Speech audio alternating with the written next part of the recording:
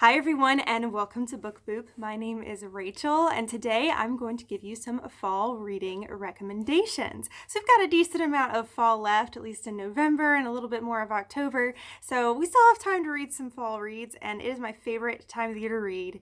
My favorite time of the year to read some nice books that kind of remind you of the crisp fall air or give you a little bit of a spooky vibe. Love it so much. So I have 8 different books here in middle grade and YA to suggest. Some of them invoke kind of like a cozy feeling. Some of them are a little bit more spooky, but I'm excited to suggest these to you. I made a similar video last year and I will link that video down below. I made sure not to repeat any books. So these are all different ones from last year, but if you haven't had a chance to see my other video, give a look to that one and I'll give you some even more fall reading recommendations. Before I get started, I want to say thank you so much to my new influx of subscribers. Welcome. I am so glad you're here. I have reached almost 300 subscribers, which is really crazy to think about, and I'm so excited that you all are here. If you haven't had a chance to say hi, please say hi below. I would love to get to meet you. So let's go ahead and jump into some fall reading recommendations. So the very first book I'm going to recommend is one I have mentioned in several different videos of mine that I absolutely love. It's a middle grade book, and it's one my mom actually gave me for my birthday. I'm so excited about it. I've been really wanting it in my collection, and I'm pumped to actually have it because it is a gorgeous book. And that is The Assassination of Brangwyns Purge by M.T. Anderson and Eugene Yelchin. As you can see, this book is a little bit different. It's got an interesting look to it. It's got a little bit of a Renaissance style in the art. And this also has a lot of illustrations in it. They're just absolutely gorgeous. Renaissance style, just so beautiful. This book so much reminds me of kind of a cozy reading in fall. It's a very, very fun and just sort of heartwarming book. It is middle grade. And the story of this is about these two different peoples, the elves and the goblins, and they've been warring and hating each other for generations upon generations. And one day, this elf emissary is going to the goblin kingdom to deliver a gift to the goblin king. And there is a goblin over there who's going to be housing this elf. He's a scholar, and he's so excited to meet this elf and to trade information about their different cultures. He's excited to learn more. But when the elf goes, he's not really interested in making friends, and it's so sweet. The goblin tries so hard to make friends with him. But the way the elf communicates back with his people is he's able to send picture messages through his mind. And the thing is, though, is that these images he sends are very distorted in that they're the images of what he sees. For example, when the goblin takes him to a feast, like a normal feast a goblin would eat, and it's just like a traditional food kind of feast thing, and to the goblin it looks delicious. To the goblin it's traditional, and he's so excited to share this feast with this elf, but to the elf the food looks barbaric. So when the elf sends the picture back to his people, the picture he sends them, the food does look like very barbaric. It looks like severed heads and lots of really gross stuff, and so it's just a distortion of him basically judging this other culture because it's different from his own. So it has a wonderful message to it, and that it just talks about how we need to be more open-minded with different cultures and to embrace our culture and to embrace other people's cultures and to want to understand it and to learn it. So it's got a wonderful message.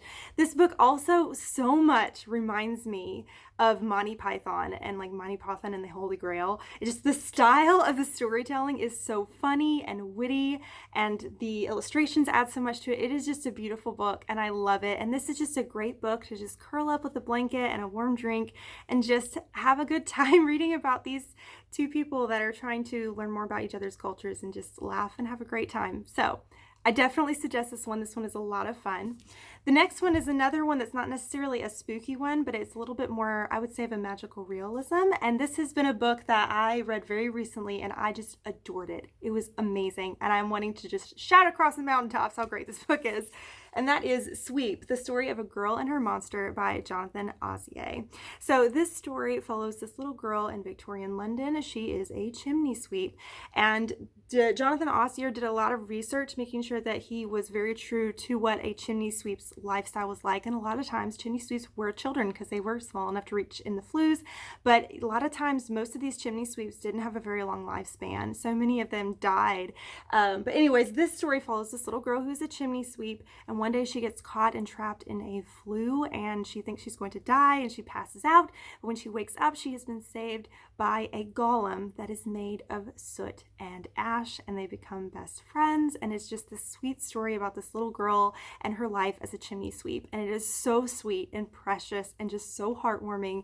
And one of the things I love very much about Jonathan Auzier's writing style is he writes very much sort of like an old fairy tale style, and he a lot of times has a very special meaning or just sort of learning point for the story, which this one very much is about friendship. And it's just so beautiful. It's just such a heartwarming story. It has sorrow in it.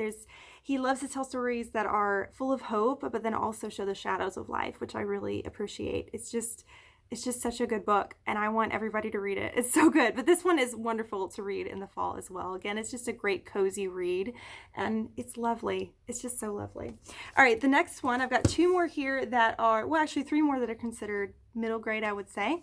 This next one has a little bit of spookiness to it, but not too much, but it really evokes a feeling of fall, and that is Shadow Weaver by Marcy Kate Connolly. This book I read very recently, and it definitely evokes a feeling of fall in it. If you can see, you've got the dried leaves blowing across in the forest and everything. Definitely, that's what the story kind of feels like. So this story follows this little girl who is known as a shadow weaver, where she can actually control and manipulate shadows. She can take shadows from that's being cast by a tree, and she can reshape it and turn it into like a shadow of a dog that can actually run and play. And so she can do all these things with shadows. And her best friend is actually her own shadow, who can actually talk to her and communicate with her. Even though no one else can hear it, she can. So her best friend is this shadow, and one day her shadow tells her how she can do this certain spell to where she can come to life and be an actual person and not a shadow anymore. And so the little girl is trusting her shadow and starts going through it, but then some bad things start to happen, and she starts to realize she's not so sure if she can actually trust her shadow after all. It's a really, really cool, interesting story. I really enjoyed it. It wasn't necessarily my favorite middle grade I've read this year, but I did enjoy it, and it was a really, really interesting take on like a different kind of magic idea, and it also just really had a great fall atmosphere to it. A lot of the story takes place in the forest and kind of during the fall, and it just evokes a lot of feelings of the fall and kind of like the sun setting and the crisp wind, and it's so nice. So this is another great one that's wonderful for fall as well for middle grade.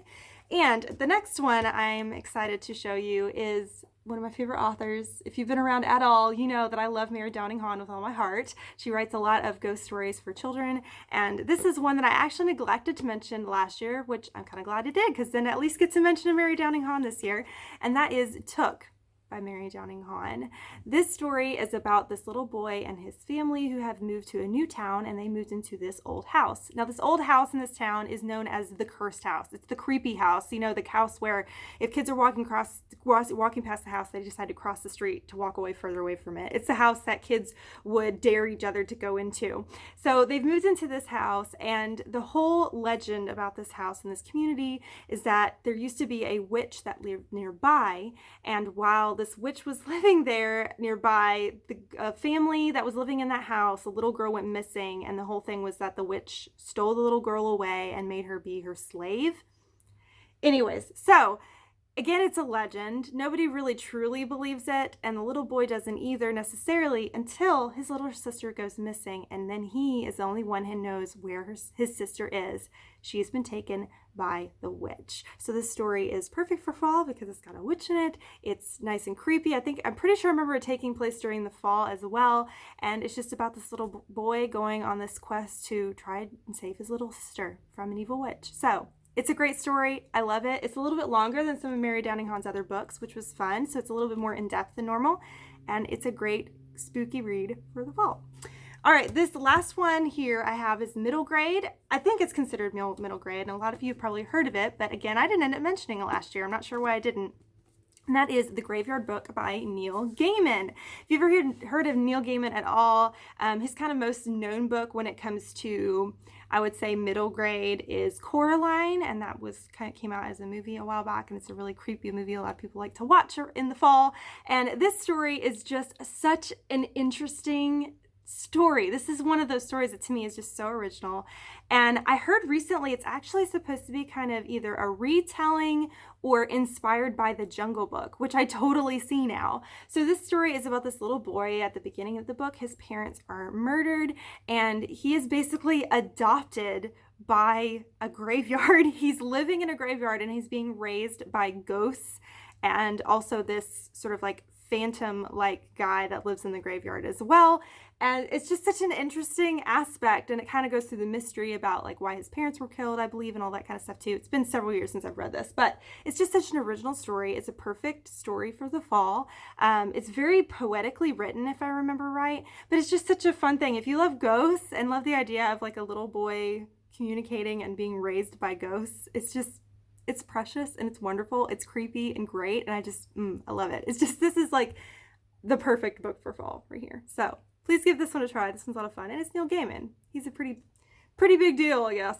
Okay, so I've got 3 more books for you here, and these are all considered YA, and not all of them are necessarily creepy, but I think they have a perfect vibe for the fall. First one I'm going to mention is 3 Dark Crowns by Kendare Blake. So this is actually a fantasy story. This story is about this fictional island where on this island a queen always reigns, and every generation that queen will give birth to 3 triplet girls. And in these triplet girls that are born, each of them is born with a specific gift. The gifts they can get are either they're an elementalist, which means they can control the elements. They are a poisoner, which means that they are not affected by poison at all. They could get stung by a scorpion and not die. They could drink poison, they could drink arsenic and not die. Poison does not affect them at all. Or you could be a naturalist, which is someone that is able to control nature and is also able to communicate with animals. So all of these girls, when they're born, they have some kind of gift or ability that they're able to have. And once they become a certain age, I think it's like 6 or 7, I can't remember, but when they're younger, they are each sent off to separate kind of tribes, I guess you could say, that have the same gifting. So the poisoner girl is sent to the people that are all poisoners, vice versa. And so this is where it gets dark though. When they become of age, I believe it's 17 years old, 16 or 17 years old, they all have to kill each other off till one is left standing to get the throne. So that's the whole thing that they know they have to do from birth. That's the plan, is that they're all supposed to kill each other off to get the throne. So, family drama, and it's really dark, and it's fantastic. This to me is such a great book for fall because obviously it has a very dark setting. This is a very dark topic and thing that these girls are having to do. It is a very character-driven story. There is definitely some plot and some action going on, most definitely. But it is very much character focused. We focus a lot on all the girls. Sorry, my dog is scratching himself, and of course it's hitting the tripod.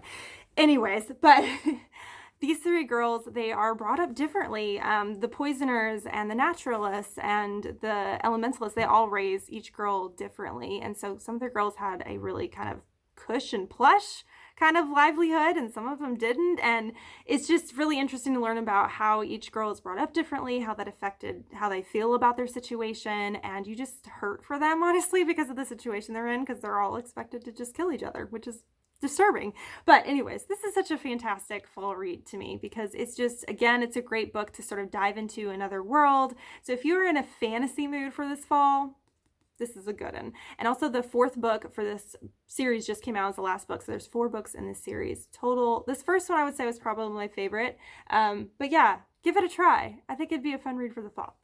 All right, the next one is another quite popular one, and the last book in the series came out this year as well, so you can just binge the whole thing, and that is Caravel by Stephanie Garber. If you haven't heard of this story before, this follows these 2 sisters, and they have been obsessed about this traveling, I guess you could say traveling circus, traveling fair that's called Caravel. This fair is very different though in that it's also a game. So you can participate in this fair, and if it's basically like a scavenger hunt. So if you participate in the scavenger hunt of Caravel, at the end you win a prize. And the girls have always wanted to go to Caravel, never been able to go, until one day the ringmaster, the leader of Caravel, his name is Legend, reaches out to the girls and invites them and sends them tickets to come to Caravel.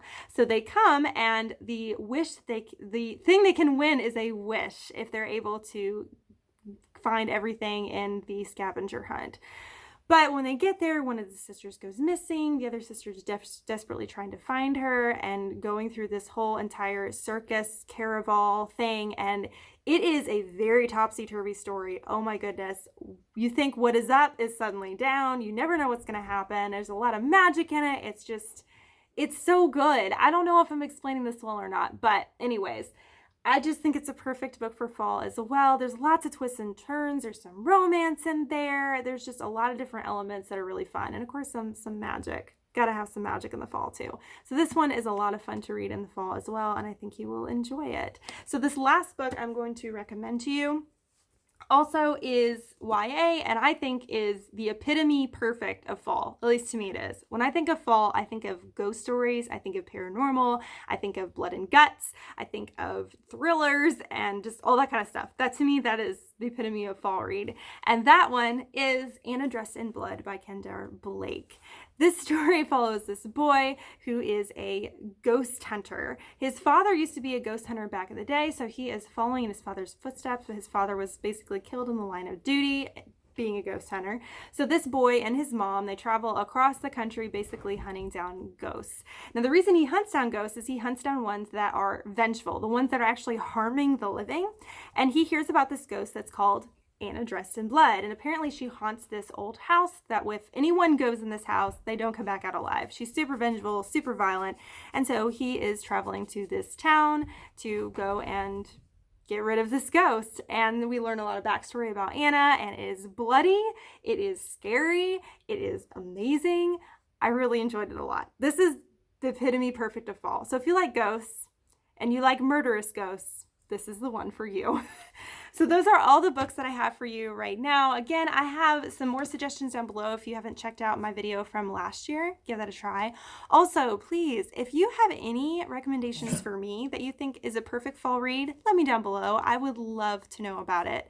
On this side of the video over here is my logo. If you click on that, you can subscribe to my channel and follow me on my book journey. On this side of the video over here is another suggestion for a video if you don't watch another one right now. But thank you so much for watching. You rock, and don't forget to keep reading. Bye!